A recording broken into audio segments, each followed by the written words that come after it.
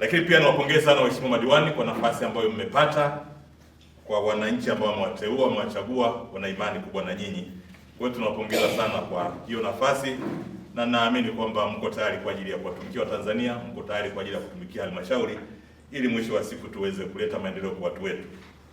Ndugu zangu, kama nilivyosema, kwangu ni faraja kuja kuonana na nyinyi live, lakini nizungumze mambo machache kwa ajili ya maendeleo ya watu wetu ndani ya halmashauri yetu ya Uvinza. Lakini kama alivyosema Mheshimiwa DC, nilikuwa naangalia hata mapato mwaka jana, kwa kweli DC halmashauri ya Uvinza mnafanya vizuri sana. Naomba tukupigie makofi. Nilikuwa najiuliza kwa nini halmashauri ya Uvinza, ningeenda nasema mkuu, unajua ile ni halmashauri kubwa sana.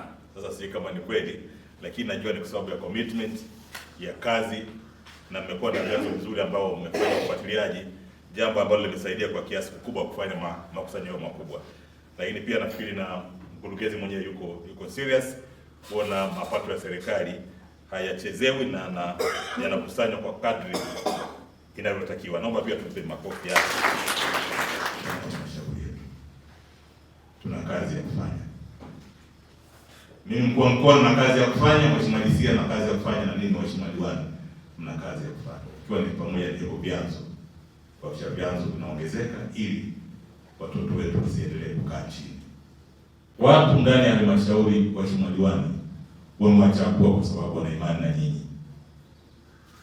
Na nyinyi rudisheni imani hiyo kwao. Kurudisha imani kwao ni kuwatendea haki na kufanya kazi. Kuweni makini kwa mambo yote yanayohusu halmashauri yenu. Halmashauri yenu maendeleo yao yanategemeana na nyinyi, Mheshimiwa madiwani. Mimi nina imani na nyinyi kwamba mnaweza mkafanya jambo kubwa sana ndani ya halmashauri yenu.